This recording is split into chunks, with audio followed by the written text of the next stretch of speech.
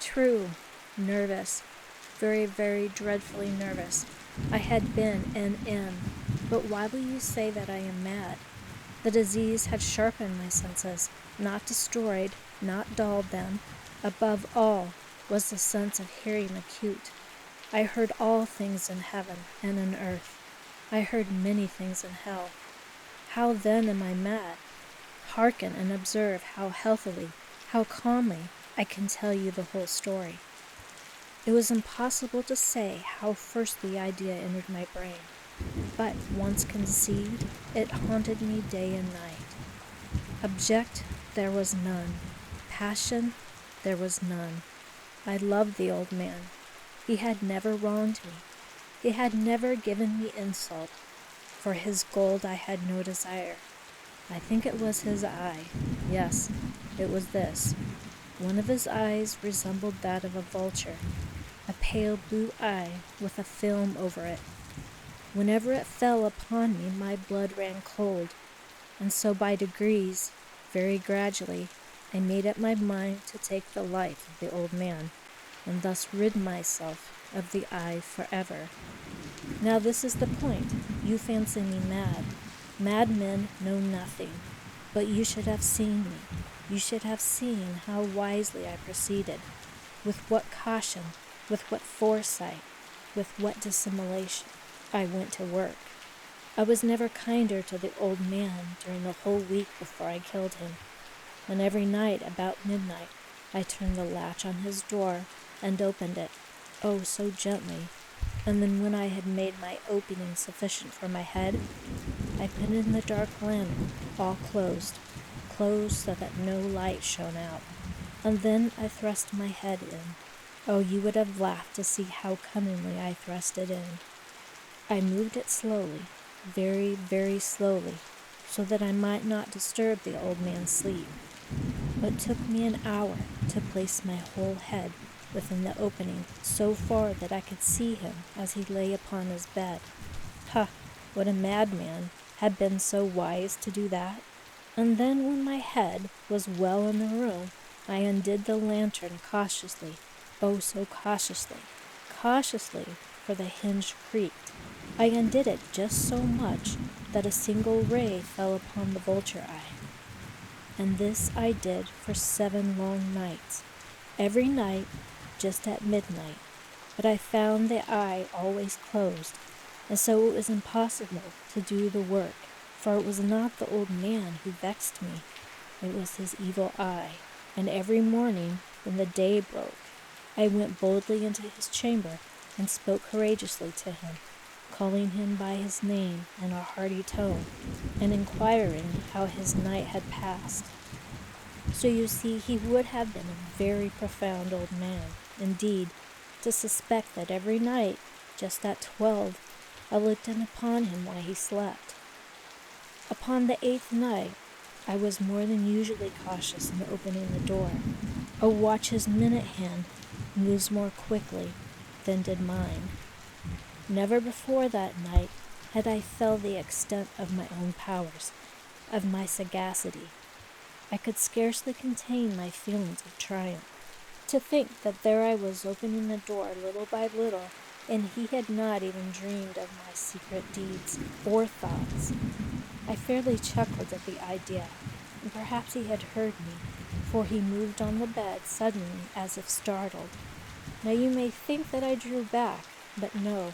His room was black as pitch, with the thick darkness, for the shutters were close fastened through fear of robbers, and so I knew that he could not see the opening to the door, and I kept pushing it, oh so steadily. I had my head in and was about to open the lantern when my thumb slipped upon the tin fastening, and the old man sprang up in bed, crying out, "Who's there?" I kept quiet still and said nothing. For a whole hour I did not move a muscle, and in the meantime I did not hear him lie down. He was still sitting up in his bed, listening, just as I have done, night after night, hearkening to the dead watchers on the wall. Presently I heard a slight groan, and I knew it was the groan of mortal terror. It was not a groan of pain or of grief. Oh no. It was the low, stifled sound that arose from the bottom of the soul when overcharged with awe. I knew the sound well. Many a night, just at midnight, when all the world slept, it has welled up in me in my own bosom, deepening with its dreadful echo the terrors that distracted me. I say I knew it well. I knew what the old man felt, and pitied him. Although I chuckled at heart, I knew that he had been lying awake ever since the first slight noise when he had turned in the bed. His fears had been ever since growing upon him. He had been trying to fancy them causeless, but could not. He had been saying to himself, "It is nothing but the wind in the chimney. It is only a mouse crossing the floor, or it is merely a cricket with which had made a single chirp." Yes, he has been trying to comfort himself with these suppositions, but he had found all in vain, 'cause death is approaching him, had stalked him in his black shadow before he enveloped the victim, and it was the mournful influence of the unperceived shadow that caused him to feel, although he neither saw nor heard, to feel the presence of my head within the room. When I had waited a long time, very patiently, without hearing him lie down, I resolved to open a very, very little crevice of the lantern. So I opened it, you cannot imagine how stealthily, until at length a single dim ray, like the thread of a spider, shot out from the crevice and fell upon the vulture's eye. It was open, wide, wide open, and I grew furious as I gazed upon it. I saw it with perfect distinction, all a dull blue with a hideous veil over it that chilled the marrow in my bones. But I could see nothing else of the old man's face or person, for I had directed the ray as if by instinct, precisely upon the damned spot. And now I have not told you what you mistake for madness is but over-acuteness of my senses. Now I say there came to my ears a low, dull, quick sound, such as a watch makes when enveloped in cotton. I knew the sound well, too. It was the beating of the old man's heart. It increased my fury, as the beating of a drum stimulates a soldier into courage. But yet I refrained and kept still. I scarcely breathed. I held the lantern motionless. I tried how steadily I could maintain the ray upon the eye. Meantime, the hellish tattoo of the heart increased. It grew quicker and quicker, and louder every instant. The old man's terror must have been extreme. It grew louder, I say, louder every moment. Do you mark me well? I have told you that I am nervous, so I am. And now, at the dead hour of the night, amid the dreadful silence of the old house, so strange a noise as this excited me to uncontrollable terror. Yet for some minutes longer I refrained and stood still, but the beating grew louder and louder. I thought my heart must burst, and now a new anxiety seized me. The sound would be heard by the neighbor. The old man's hour had come. With a loud yell, I threw open the lantern and leaped upon the bed. He shrieked once, only once. In an instant I dragged him to the floor and pulled the heavy bed over him. I then smiled gaily to find the deed so far done. But for many minutes the heart beat on with a muffled sound. This, however, did not vex me. It would not be heard through the wall. At length it ceased. The old man was dead. I removed the bed and examined the corpse. Yes, he was stone dead. I placed my hand upon his heart and held it there many minutes. There was no pulsation. He was stone dead. His eye would trouble me no more. If still you think me mad, you will think so no longer when I describe the wise precautions I took for the concealment of the body. The night waned, and I worked hastily, but in silence. I took up 3 planks from the flooring of the chamber and deposited all between the scantlings.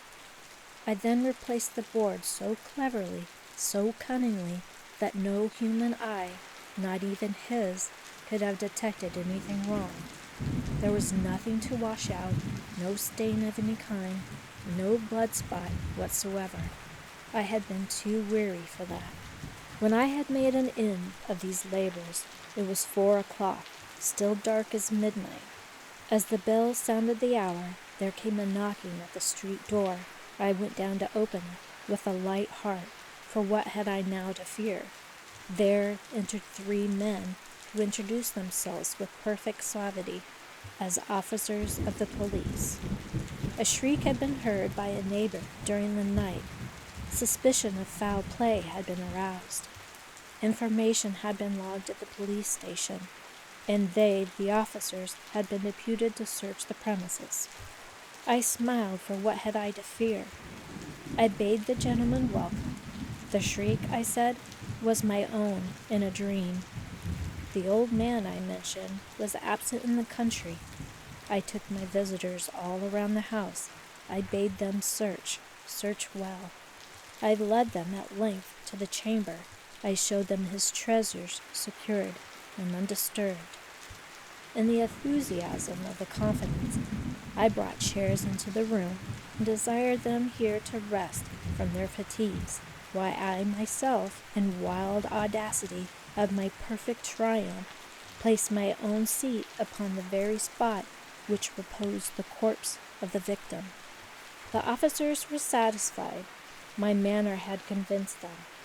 I was singularly at ease. They sat a while as I answered cheerily. They chatted of familiar things, but ere long I felt myself getting pale and wished them gone. My head ached, and I fancied a ringing in my ear, but still they sat and still chatted. The ringing became more distinct. I talked more freely to get rid of the feeling, but it continued and gained definitiveness, until at length I found the noise was not within my ears. No doubt I now grew very pale, but I talked more fluently and with heightened voice. Yet the sound increased, and what could I do? It was a low, dull, quick sound, much such a sound as a watch makes when enveloped in cotton. I gasped for a breath, and yet the officers heard it not. I talked more quickly, more vehemently, but the noise steadily increased. I rose and argued about trifles in a high key with violent gesticulations, but the noise steadily increased. Why would they not be gone? I paced the floor to and fro with heavy strides, as if excited to fury by the observation of the men. But the noise steadily increased.